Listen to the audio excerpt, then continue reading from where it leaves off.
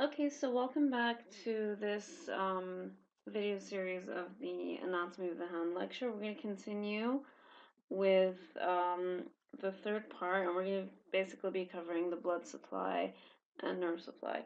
Okay, so to sum up the blood supply, what you need to know about that is that there are structures in the hand called the palmar arches. So from their name, you can figure out that they're found on the palmar side. Okay, and they are arches in the sense that they kind of form an arch shape. Okay, now there's generally two of them that are named according to their position in the palm. One of them is called the superficial palmar arch, meaning that if you were dissecting the palm, it would be the one that's closer to the surface. And then you've got the deep palmar arch, which is a little bit deeper inside. Okay, um, where's my cursor? Oh, there it is. Okay, so this here is called the deep palmar arch. All right, and we're gonna look at its formation in a minute. And then this one over here is called the superficial palmar arch. So you can basically see that they're found around about the so they're more proximal. They're found at maybe like you can say the lower part of the metacarpals. Okay, and then you can see that there are branches or arteries coming out of them. Okay, so that those can kind of reach the fingers and then end up supplying them. Okay, so those are called the digital arteries. Okay, so the blood vessels in the hand are formed and come in the form of palmar arches. These are arterial arches that are formed by the radial and ulnar arteries that are found lying in the palm of the hand. So the palmar arches are found in the palm of the hand and they are formed by the radial and ulnar arteries. Okay? As I stated, you have the superficial palmar arch, and that is located more superficially, so basically closer to the surface. Specifically, it's found between the palmar aponeurosis and the long flexor tendons. So basically, when you're dissecting, you remove the skin, and then when you find the palmar aponeurosis and cut through that, the first arch that you find will be the superficial palmar arch, and then underneath that, you would find the long flexor tendons.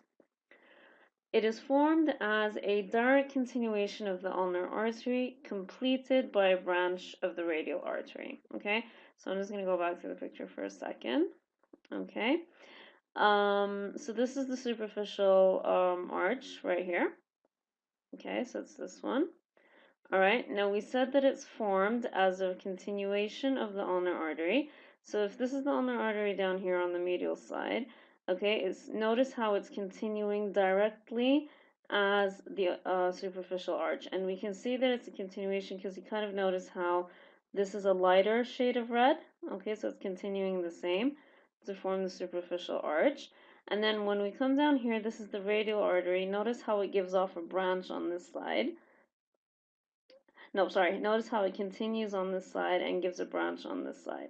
Okay, so this branch is going to join with the ulnar artery.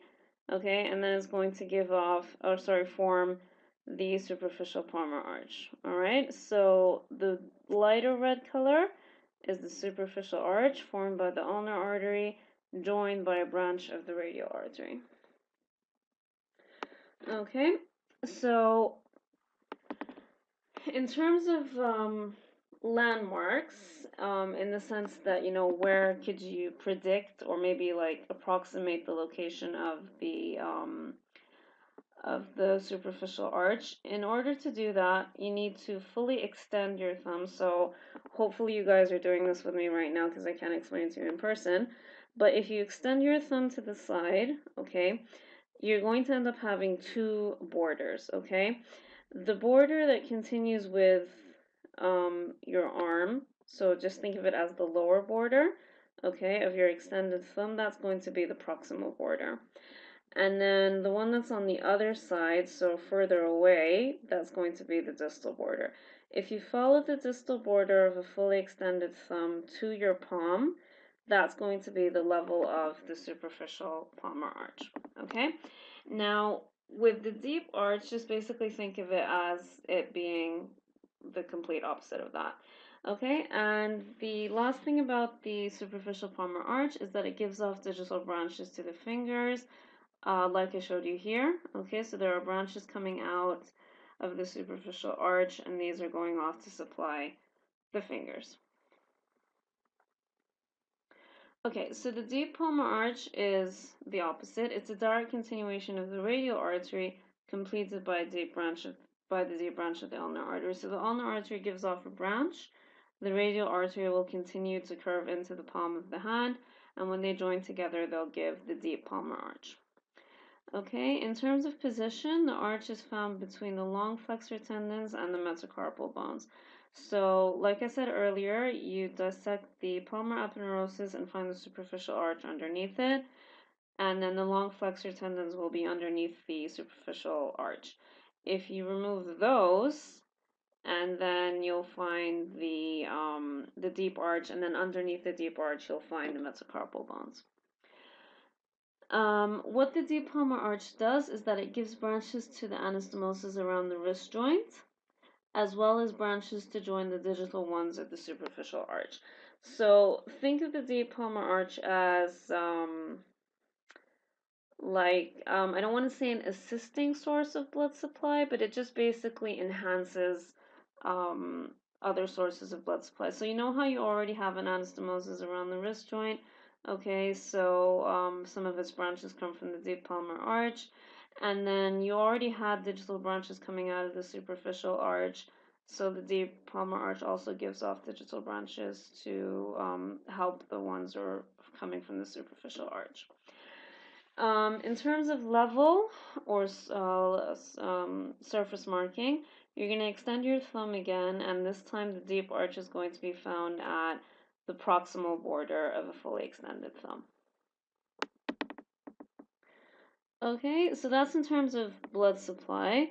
And then just think of the dorsal surface of the hand just getting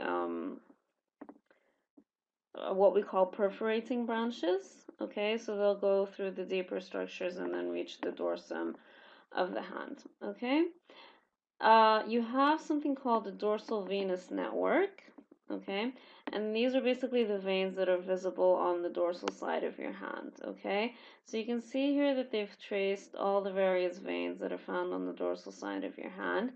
And essentially what they do is they join together to form a single vein on either side of the upper limb, one on the lateral side, one on the medial. On the lateral side, the dorsal veins are going to end up joining to give me the cephalic vein. And then on the medial side, they're going to join to give me the basilic vein. And then you know that those are going to continue up the entire upper limb until eventually they reach the subclavian vein at the top. So, the dorsal venous network is a web of veins that is found in the subcutaneous tissue of the dorsum. It continues as the cephalic vein laterally and the basilic vein medially, like we saw in the picture. And those are just the major veins that you need to know about because they have clinical implications. So focus on those. All right. Okay, so we're moving on to the sensory innervation of the hand next. And when we talk about sensory innervation, we basically mean the nerve supply to the skin. And this is important because the major nerves that supply the upper limb end up supplying the skin of the hand. So usually if one of the nerves is injured, then that means that the sensory innervation of the hand is also going to be affected, which is something that you need to address if a patient has a problem. Okay? So what we do with the sensory innervation of the hand, all right? First of all, you actually need to divide the hand into certain regions, or let's just call them regions for now, okay? Now, what you do is you take the third finger, which is the ring finger. I'm not counting the thumb here. If you want to count the thumb, then technically it's the fourth finger. But let's just call it the ring finger for now, okay? And what you do with the ring finger is you divide it down the middle, okay? And then you continue with that line all the way down to the palm. All right. So what you've done here is you've divided the hand into a lateral 3 digits. Okay, so that's 1 digit, 2 digits, 3, and then a half a digit. All right. So you're always going to hear about the lateral 3.5. So when we're referring to 3.5, we mean 1, 2, 3, and this half here. okay? And then the rest of it on the other side is going to be the medial 1.5. So this is 1 here, the little finger, and then the other half of the ring finger, okay? Now, the idea behind this division is that everything on the lateral side is supplied by one nerve, and everything on the medial side is supplied by one nerve, all right? So that's why we divide it into regions, because each region is supplied by its own nerve, okay? So when we take the palmar side, okay, which is this side on the left here, okay, the lateral 3.5 fingers, in addition to the palm, are going to be supplied by the median nerve, okay? So all the skin on this side is going to be supplied by the median nerve. On the other side, or on the other half, sorry, which is the medial 1.5 fingers, plus the palm, these are going to be supplied by the ulnar nerve. Now note, this is all on the palmar side, okay? When we move on to the dorsal side, which is here on your right, we're going to take the exact same division, okay, which is where we take the ring finger and then we just kind of split everything down the middle, all right? The easy thing here is that the dorsal side with, again, this is going to be the medial 1.5, all right, because we've got the small finger and half of the ring finger here. This is also going to be supplied by the ulnar nerve. So basically, the medial 1.5 part of the hand on both the dorsal and the palmar sides is going to be supplied by the ulnar nerve. So that's easy enough to remember, okay? When you take the other side, which is the lateral 3.5, okay, what you're going to do is you're going to take the the distal phalanx, okay, which is basically the nail bed and the first or final subdivision of the finger, okay, and you're going to continue that with the median nerve that was on the palmar side, okay, so notice how the color here is the same, okay, so it's both pink for median nerve, all right, so basically the lateral 3.5 up until the nail beds on the dorsal side are supplied by the median nerve.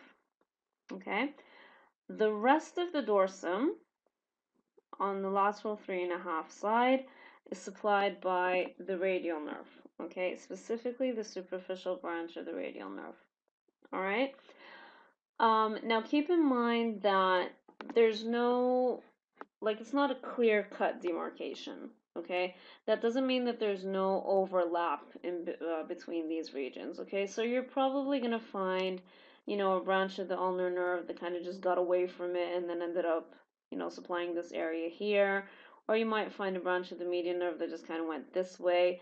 Okay, so there is going to be an overlap between the nerve supplies in certain areas, but the majority of the area is going to be supplied by the one nerve that has been found in that area. Okay, so that wraps up the blood and nerve supply of the hand, and we are now 3 videos in, which means we only have 1 more left. So I'm gonna go record that one for you, and I'll see you guys in a bit.